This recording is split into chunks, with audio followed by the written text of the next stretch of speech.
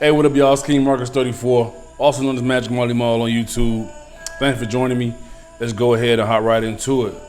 So, former NFL star Michael Oher and the subject from the Oscar Award-winning The Blind Side said the adoption to the Tuohy family was a lie and that he was completely cut out of the money made from the movie. And just so you know, the movie grossed over $300 million. And when I first heard the story come out, in the back of my mind, it was like, I'm not surprised. First, just to put it out there, I believe it's asinine that he was completely cut out from the money of the movie.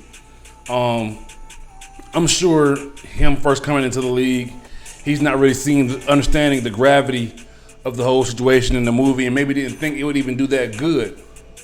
But for there to be any situation in which he wouldn't get any form of revenue from the movie just speaks volumes into the culture of football.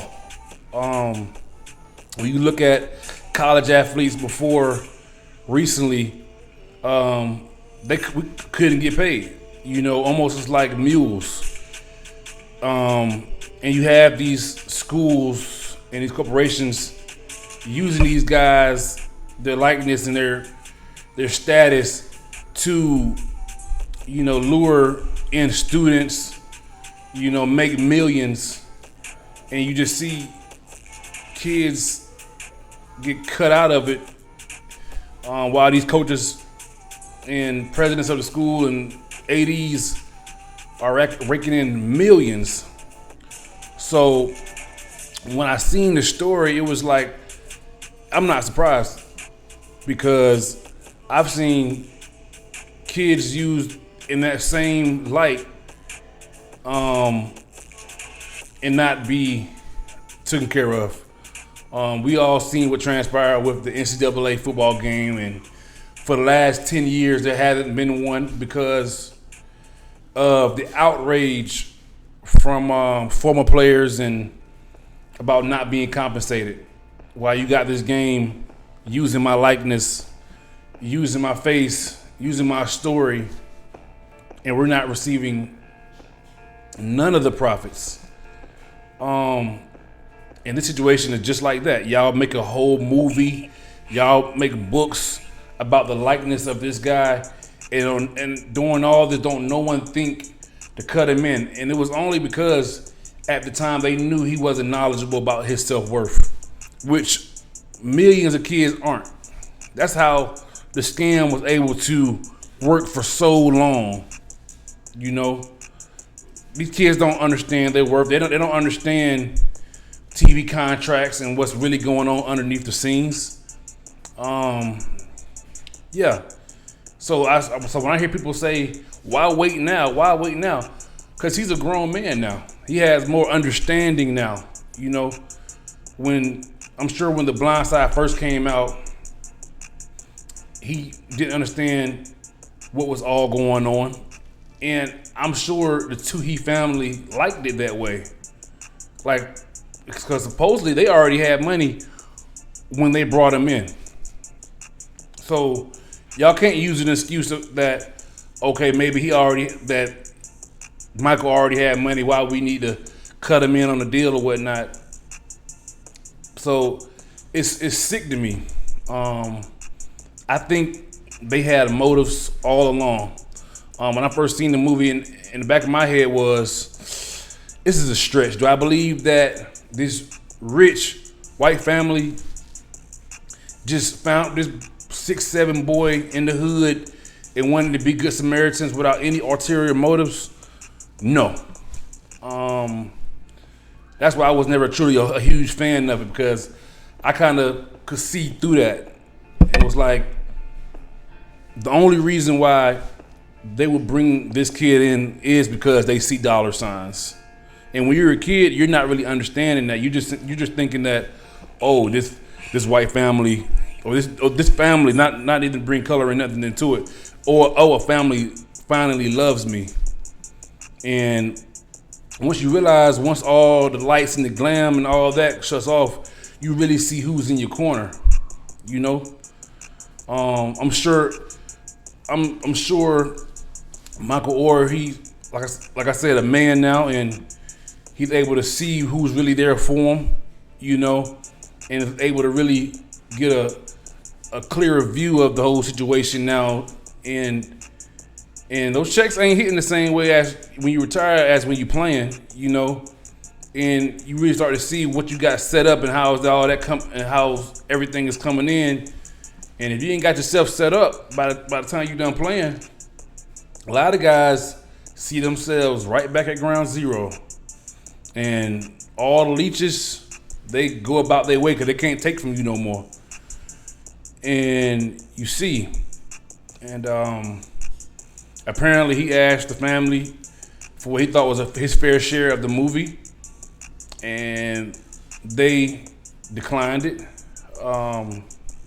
So I think he should definitely go about taking legal action. He's saying now that he believes that he was tricked. He was tricked into a conservatorship. He thought this whole time that it was an adoption. He thought this family truly loved him and made him one of their own, which was a complete lie. That's the story the movie sold. And the whole time, they're cutting this kid out. You know, I'm sure Michael did his thing for them once he was drafted, and for them just to totally cut him out of the deal, yeah, it's predatory. I think, yeah, they knew all along their plans for Michael was, and that was, hey, let's bring this kid in. Let's get him to the NFL so he can get us notoriety, so he can take care of us and whatnot.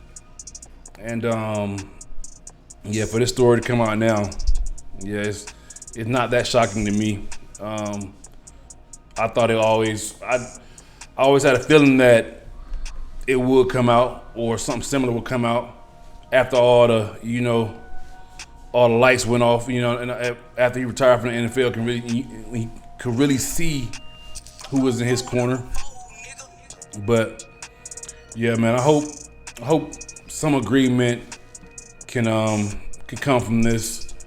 He deserves to be a part of the royalties, any royalties that the Blind Side receives going forward.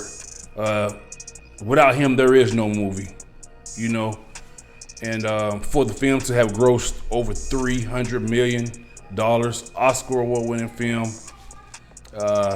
yeah, sad to see, terrible to see brothers getting used like that.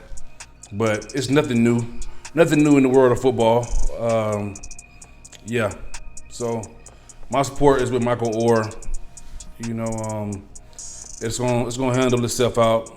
Good thing that he realized this before, it was too late. Or yeah, so he can finally secure his family. I'm sure he has kids and whatnot. And yeah, get your paper, Mike. Get your paper. Moving on, some wild news shaking up the NBA right now. Star Philadelphia 76ers guard James Harden had some pretty personal words for his GM Daryl Morey during a recent trip to China. Y'all check this out. Daryl Morey is a liar, and I will never be a part of an organization that he's a part of. Let me say that again. Daryl Morey is a liar, and I will never be a part of an organization that he's a part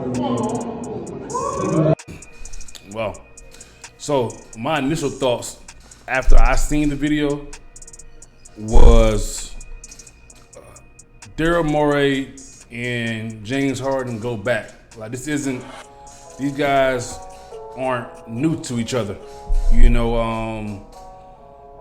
They're both introduced to each other in Houston, where they had a long relationship.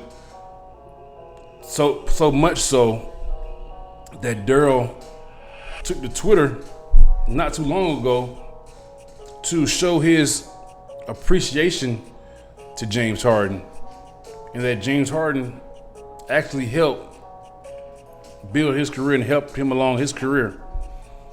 And we've seen James Harden get max contract after max contract, and in the basketball world, it seems as if these guys have so much freedom, and you can see them going from team to team or whatnot.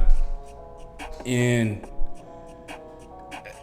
at some point, you got to really ask yourself, it's like, damn, these guys got so much freedom. And I know on the other side, the GMs have to be thinking like, okay, I'm doing my part. I'm trying my best to be as flexible as I can. But when the hell are we getting the championship out of this deal? You know, you want the Sixers to give away arguably their best asset for a guy who hasn't brought them a championship. This would totally put the Sixers in rebuild mode. Embiid isn't winning the championship by himself. You know, Tobias can't do it by himself. You know, I think we see guys demand trades and hop from city to city, and the GMs, shit, they got a family too. You know, they got a standard to uphold, and I'm sure in their mind it's like it's business. You know, these guys opted into contracts that they know they're not going to fulfill, and then demanding trades when you haven't even brought as much as a conference championship to the city is then this is why you'll get these type of confrontations and conflict, because I'm sure in Daryl's mind he's like, I've done so much for you and you just want me to totally break up a team that he probably feels could win a championship if they can eliminate all the bullshit. So I guess the understanding that James had was I'm gonna opt into this contract, then I'm gonna demand a trade, and I'm trying to go to LA. And yeah, if I'm a GM, I'd probably be upset too. You know, which asset could you really get back that could give you as much production as what you're getting right now from James? And yeah, it's getting nasty. You guys are going back and forth. The Sixers already have ruled out trading James. They publicly said it. It can get costly. From what I'm reading, it can get very costly for James if he decides to bring the holdout into the season. Yeah, so I'm anxious to see what transpires. I know he's not going to want to give up that money. And I think, shit, man, the Sixers aren't that far away from a championship. Definitely competing in the East. These guys, it's like y'all already filthy rich. Y'all trying to make y'all way out to LA while y'all still playing. It's like, man, focus up, you know, get a chip, write your name in stone, and then shit, once you retire, shoot, you can live wherever you want to live, you know. I think loyalty needs to be brought back to the NBA. I just hate to see all the hopping around by such great players. It's like there's no need for it, you know. And I'm sure it's hurting the GMs, hurting the front office. That's the part I believe don't get showed enough. When you got major guys leaving these teams in complete rebuild. But yeah, James is an amazing talent. I know that he'll do good wherever he's at. Hopefully they can come to some sort of agreement and get things handled. Never easy to watch a guy like that leave your franchise. So I understand the frustration on both ends, and I hope they both can be taken care of. So definitely stay updated on that one, because that's gonna be some news to see what goes on, because his decision will really let us know what the real future of the 76ers and just how far they can go in the Eastern Conference. So thank y'all for joining me. Like, follow, and subscribe. Check it out.